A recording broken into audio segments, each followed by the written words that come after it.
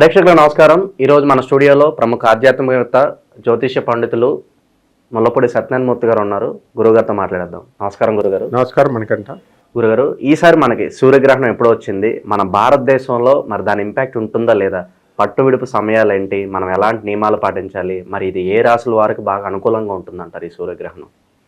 మనకి 2025 సంవత్సరంలో మొట్టమొదటి సూర్యగ్రహణం ఇదే, మార్చి 29, 2025 సంవత్సరంలో. ఈరోజు షష్టగ్రహ కూటం కూడా ఉంది. అమావాస్య, సూర్యగ్రహణం, అద్భుతం. అమావాస్య అనగానే ప్రతికూల శక్తులు తిరిగేస్తూ ఉంటాయి. భూతాలు, దెయ్యాలు, ప్రేతాత్మలు, చేతబళ్ళు, గీతబళ్ళు, ఇవి అవి అని చెప్పుకుంటాం కదా. అవన్నీ వాళ్ళందరూ ప్రయోగాలు చేసేస్తారు. వెయిట్ చేస్తూ ఉంటారనమాట. చేతబళ్ళు చేసేద్దాం, ఏదో ఒకటి అడికి వచ్చినా రాకపోయినా ఏదో ఒకటి పూజ చేసేస్తూ ఉంటే అది తగులుతుంది. కత్తి వచ్చినోడు కరెక్ట్గా వేసి కొట్టడానికి కరెక్ట్గా దిగిపోద్ది గుండెల్లోకి. మామూలు రానోడు కొడితే కొంచెం గాయమన్నా అవుద్ది కదా. అలాగా ఆడికి వచ్చారో అదో తర్వాత సంగతి విషయం. చేతబళ్ళు అయితే చేయడానికి ట్రై చేస్తారు. కాబట్టి ఈ సూర్యగ్రహణ సమయాలలో అసలు యాక్చువల్గా ఏంటంటే, సూర్యగ్రహణము అంటే సూర్యుడు, ఇక్కడ భూమి ఉంది, మధ్యలో చంద్రుడు ఉంటాడు. ఆ చంద్రుడు వచ్చి సూర్యకాంతి వదులుతుంటే ఈ సూర్యుడిని ఇలాగ అడ్డుకుంటాడు. అందుకని ఈ పైన మిగిలిపోయినటువంటి కింద అంచులు కనబడతాయి. ఇందులో 2 రకాలు ఉంటాయి: పాక్షిక సూర్యగ్రహణము, సంపూర్ణ సూర్యగ్రహణం.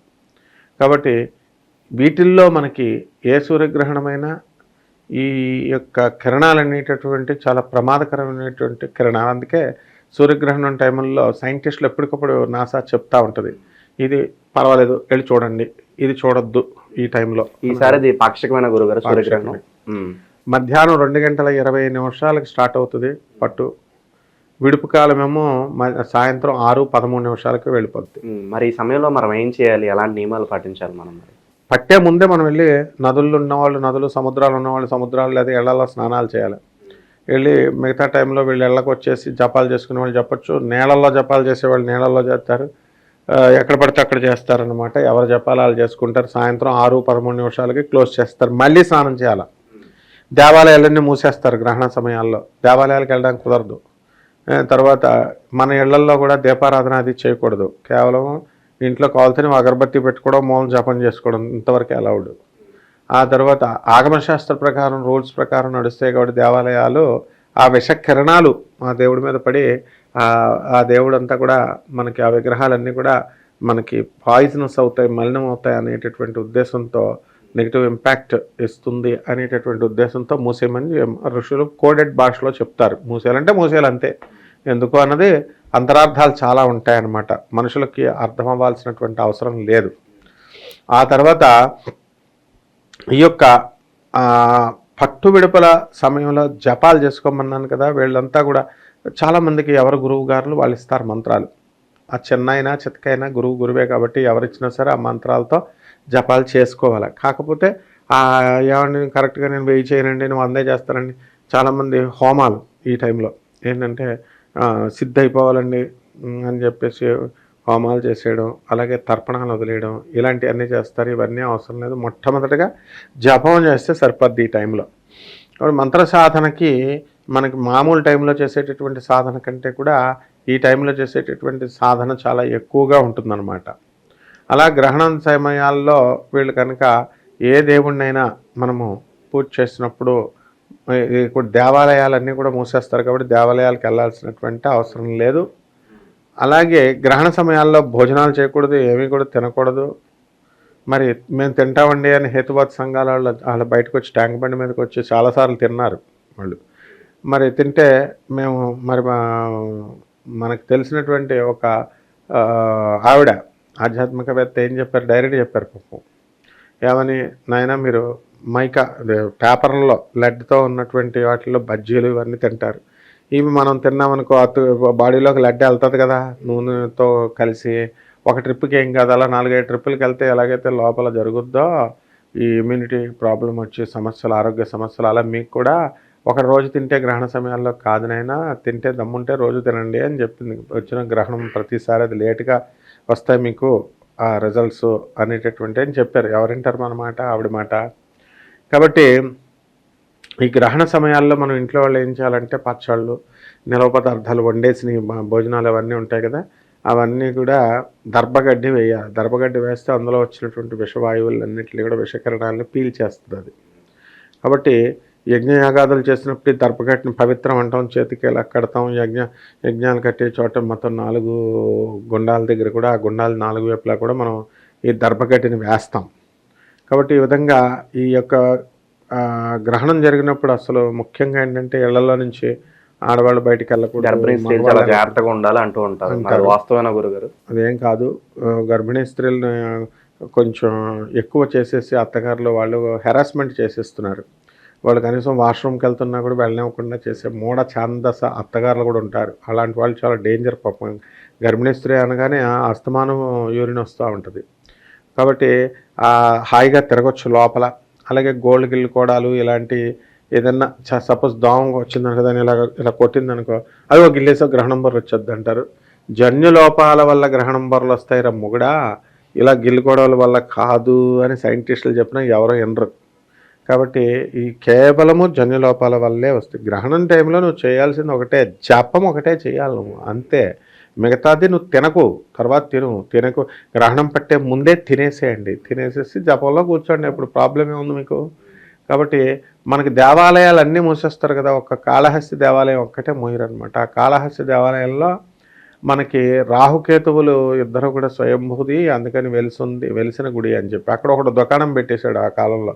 సూర్యగ్రహణాల టైంలో కొన్ని యంత్రాలు అక్కడ పెట్టేసి డిస్ప్లే, మరి వాళ్ళు చక్కగా ఇగో సూర్యగ్రహణాల టైంలో నేను ఆ సూర్యకిరణాలకు ఇందులో పడిపోయిన ఈ యంత్రాలు మీరు వాడుకోండి, మీరు అపర కుబేర్లు అయిపోతారన్నారు వాళ్ళంతా.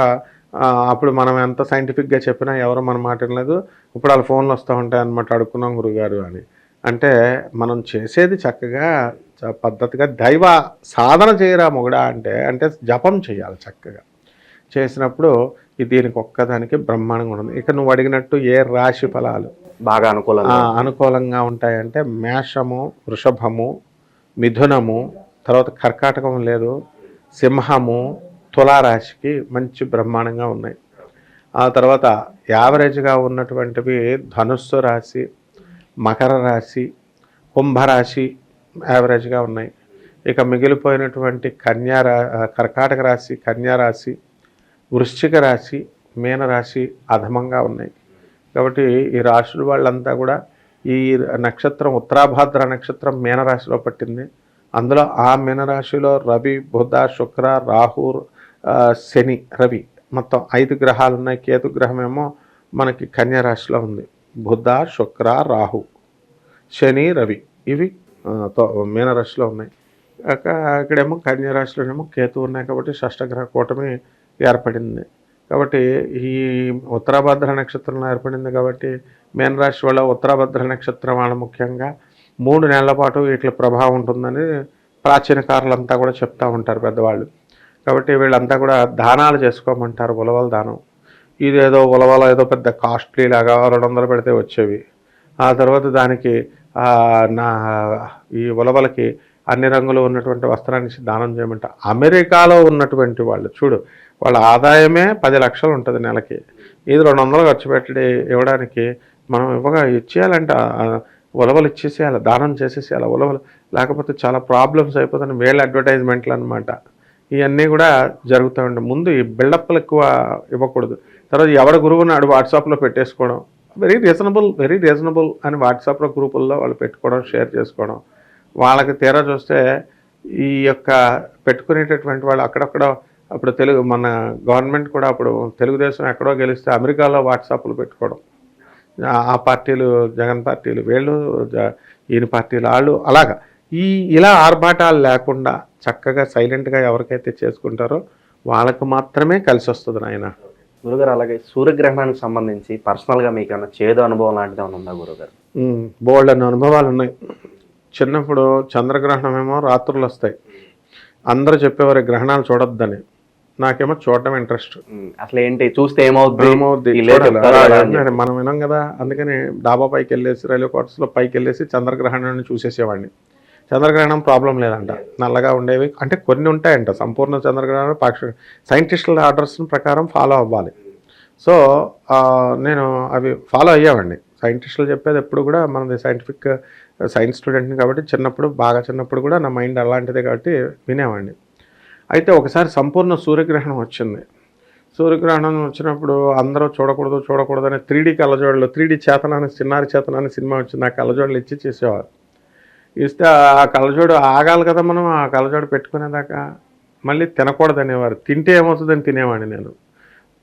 తర్వాత ఈ యొక్క చూస్తే ఏమొస్తుందని తింటే ఈ యొక్క ఫుడ్ పదార్థాలు విష పదార్థాలు తింటే ఎఫెక్ట్ అయినటువంటి వాడిని నేనే.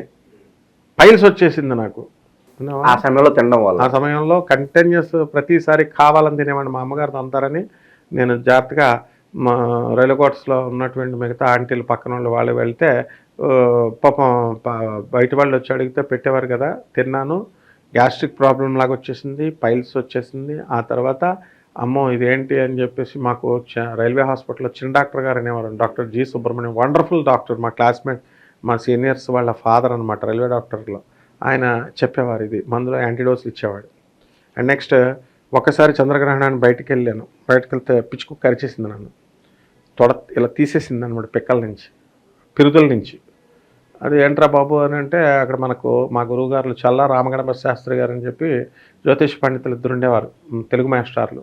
అలాగే మా అసలు గురువు గారు అయినటువంటి జ్యోతిషంలో మధుర కృష్ణ శాస్త్రి వాళ్ళ అబ్బాయి ఇప్పుడు ఇక్కడే ఉంటాడు హైదరాబాద్లోనే. సో వీళ్ళంతా ఎందుకు వెళ్ళారు అని ఆయన వెళ్ళకూడదు, ఇదంతా కుజుడు కర్కాటక రాశిలో ఉన్నాడు, మిథున రాశిలో ఉన్నాడు, మళ్ళీ ఇప్పుడు అదే వస్తుందన్నమాట. అలా మెయిన్గా నాకు దెబ్బ కొట్టేసింది ఏంటంటే 5th క్లాస్ దాకా నాకు కళ్ళజోడు లేదు, బ్రహ్మాండంగా ఉండేవాడిని. వెళ్ళిపోయి ఆ సంపూర్ణ సూర్యగ్రహణం అనేది చాలా డేంజరస్ సూర్యగ్రహణం వెళ్ళి కంప్లీట్గా చూసేసాను. అప్పుడు చిన్నారి చేతన అవి ఇస్తున్నారు చక్కగా కళ్ళజోళ్ళు. అది పెట్టుకుని చూస్తే ఏంటి, పెట్టుకోకుండా చూస్తే ఏంటి అని రీసెర్చ్ చేసేవాడిని. దెబ్బతో నా కళ్ళు పోయినాయి. ఐసైట్ అనేది తగ్గిపోయింది. ఐసైట్ డెఫినెట్గా తగ్గింది. తగ్గిన తర్వాత ఇప్పుడు దానికి మళ్ళీ ఆయుర్వేద మందులు పాత్రుడు అని మా ఫాదర్ వాళ్ళ ఫ్రెండ్ రైల్వేలో పనిచేసి ఆయన ఉండేవాడు. ఆయుర్వేద మెడిసిన్ తీసుకొచ్చి ఇచ్చేవాడు. ఇస్తే తిగితే మళ్ళీ గ్రహణం పోగానే పౌర్ణమి వచ్చేసరికి కళ్ళు మళ్ళీ నార్మల్గా జగ్జగ్మని, అంటే అప్స్ అండ్ డౌన్స్ డెఫినెట్గా ఉన్నాయన్నది నా ప్రత్యక్షంగా నేను చూశాను. కాబట్టి విషపు కిరణాలు అల్ట్రావైలెట్ రేస్ ఎలాగైతే ప్రొద్దున్నే ఈ యొక్క వాటి విటమిన్ డి వస్తుందని సూర్యోదయం తర్వాత ప్రొద్దున్న వెళ్ళమని తెల్లారుజామున వెళ్ళమని అంటామో, సూర్యుడు ఉదయించిన తర్వాత ఒక అరగంట సేపు పాటు అల్ట్రావైలెట్ రేస్ ఎలాగ ఉంటాయో, ఇన్ఫ్రారెడ్ రేస్ లాంటివి మోస్ట్ డేంజరస్ రేస్, ఇలాంటివి చాలా కాస్మిక్ రేస్ అంటాం వాటిని. అవన్నీ కూడా చాలా కిరణాలు వస్తాయి. కాబట్టి జాగ్రత్తగా బిర్లా సైంటిస్టులు చెప్పినటువంటి చూడాలి. ఇప్పుడు వీళ్ళు ఇళ్లల్లో మనం బయటకు రాకూడదు అని చెప్పడం కూడా వీళ్ళది తప్పే. మనం సైంటిస్టులు చెప్పింది వినకుండా బయటికి వెళ్ళి చూడడం మంది తప్పే. కాబట్టి బ్యాలెన్స్ చేయాలా. మరి చక్కగా హేతువాదులంతా కూడా వచ్చి బయట ఈ యొక్క ఖగోళంలో జరిగేటటువంటి రహస్యాలు చూడండి, అస్తమానం చూడరంటారు. కాబట్టి ఖచ్చితంగా వాళ్ళు నాకు తెలిసినటువంటి హేతువాదులు కూడా రెచ్చిపోయే ట్యాంక్ బండ్ దగ్గరికి వచ్చి చూపిన వాళ్ళకి కూడా అందరూ కళ్ళజోళ్ళే ఉన్నాయి, చూసుకోవాలి నువ్వు వాళ్ళందరికీ కూడా. అంటే కళ్ళజోడు న్యాచురల్గా పడతాయండి అంటే డైజెషన్ ప్రాబ్లమ్స్ కూడా ఉన్నాయి. అందరూ పైల్స్కి వెళ్ళే అనమాట ఈ ట్యాంక్ బండ్కి వచ్చి తిన్న వాళ్ళంతా కూడా. నేను వాళ్ళ ఫ్రెండ్ని, నాకు తెలియనటువంటి ఈ సోషల్ యాక్టివిటీస్ లేడు. నేను కూడా పాల్గొన్నాను, ట్యాంక్ బండ్లోకి వెళ్ళి నేను తినేవాడిని వాళ్ళు పెడుతుంటే. కాబట్టి కంటిన్యూస్గా ఇవన్నీ చేసాం, దాని ఎఫెక్ట్స్ ఉంటాయి. కాబట్టి డాక్టర్లు చెప్పినట్టు మాత్రమే దయచేసి వినండి. అంటే బిర్లా ప్లానిటోరియం సైంటిస్టులు, ఇక మిగతా సైంటిస్టులు ఎవరైతే ఉన్నారో చదువుకున్నటువంటి డాక్టర్లు సైంటిస్టులు, వీళ్ళు చెప్పినట్టు మాత్రమే వినండి. ఆయన వీళ్ళు రెచ్చిపోయి మా ప్రతిభ, మా యొక్క సమాజం ఇది కాకుండా మూఢనమ్మకాలు చెప్పేసేటటువంటి జ్యోతిష్కులు చాలామంది ఉన్నారు. ఇలా చేయకూడదు, అలా చేయకూడదు, ఇది ఆల్ నాన్ సెన్స్ అనమాట ఇవన్నీ కూడా. సో వీళ్ళందరికీ ఒకటే క్వశ్చన్, ఈ జ్యోతిష్కులందరికీ ఎవరైతే ఇలా మాట్లాడుతున్నారో, velocity of the Jupiter, velocity of the sun, ఏదో ఒకటి 1/3/5 అని ఉంది. దీని యూనిట్స్ ఏంటో చెప్పమని చూద్దాం. మనం ఇస్తాం నిరియాన్ ప్లానిటరీ డిగ్రీస్ అనేటటువంటి దాంట్లో నాసా ఇచ్చిన దీంట్లో దాని యొక్క వేగాలు చెప్పారు. ఇస్రో సైంటిస్టులు ఇంతవరకు ఆన్సర్లు చెప్పలేదు మనకి. డిఆర్డిఎల్ సైంటిస్టులు చెప్పలేదు. కొంచెం ఎక్సర్సైజ్ చేస్తే వాళ్ళు చెప్పేస్తారు సైంటిస్టులు. అసలు వాళ్ళు పెన్నెట్టరు, చదవరు. వీళ్ళు మాత్రం రెచ్చిపోయి వచ్చేసి బయటకు వచ్చి గ్రహణం వస్తే చాలు నువ్వు బయటకు వచ్చేస్తారు యూట్యూబ్ల నిండా వచ్చేసి సూర్యగ్రహణం అమావాస్య నీకు ఇది జరిగిపోద్ది, ఈ రాశి వాళ్ళు పోతారు, వీళ్ళతో లేచిపోతారు, అక్రమ సంబంధాలు, వీళ్ళకి ధనాలు వచ్చేస్తే భయపెట్టేయడమే తప్ప ఒక్కడు కూడా ఏమీ జరగవు. ఈ సూర్యగ్రహణం వల్ల ఇప్పుడు వచ్చిన దానివల్ల షష్టగ్రహ కూటం వచ్చింది కదా, ఏమీ జరగవు, ఏమీ ఉపద్రవాలు లేవు. అందువలన రెవల్యూషన్ అనేటటువంటిది ఒకటి వచ్చింది. దీని మీద చక్కటి అవగాహన అనేటటువంటి కార్యక్రమాలు ఈ గ్రహణాల సమయాల్లో ఎలా ఉంటాయి అనేటటువంటివి క్రిస్టియన్ మతంలో కూడా, మనం భారత మతంలో కూడా, హిందూ ధర్మంలో కూడా మనకి ఈ గ్రహణాలు వీటి మీద గురించి కల్కి వస్తున్నాడు. ఈ రెవల్యూషన్ టైంలో వెంకటేశ్వర స్వామి శంఖ చక్రాలు పట్టుకొని అన్నమయ్యగా వచ్చాడు. 19 సంవత్సరాల వయసు వాడయ్యాడని చక్కగా అన్నమయ్యపురంలో మన శోభరాజ్ మేడం గారు అక్కడ చెప్తున్నారు. అక్కడ మంచి 26వ తేదీన మనకి సాయంత్రం 6 గంటలకు ప్రోగ్రాం ఉంది. అందరూ ఈ వీడియో చూసిన వాళ్ళంతా అక్కడికి రండి. ఆ గ్రహణాల గురించి అక్కడ పెద్ద పెద్ద స్వామీజీలు అందరూ కూడా చెప్తున్నారనమాట. దాన్ని అలాంటి వాళ్ళు చెప్పారంటే ఒక అర్థం పడుతుంది. ఒకళ్ళు బెంగళూరు నుంచి వస్తున్నారు, వాళ్ళు భువనేశ్వర్ నుంచి వస్తున్నారు. చక్కగా వాళ్ళంతా సోషల్ రెస్పాన్సిబిలిటీ ఉంటుంది. అందులో ఆవిడ అన్నమయ్య గారంటే అవతారం, అన్నమయ్య మానస పుత్రిక ఆమె శోభరాజు గారంటే. జాగ్రత్తగా వెళ్ళండి, అక్కడ మీరు అంతా తెలుసుకొని అలాగే బిర్లా ప్లానిటోరియం వెళ్ళండి. అక్కడ సైంటిస్టులు ఫ్రీగా దొరుకుతారు మీకు, వాళ్ళు విసుక్కోకుండా చెప్తారు.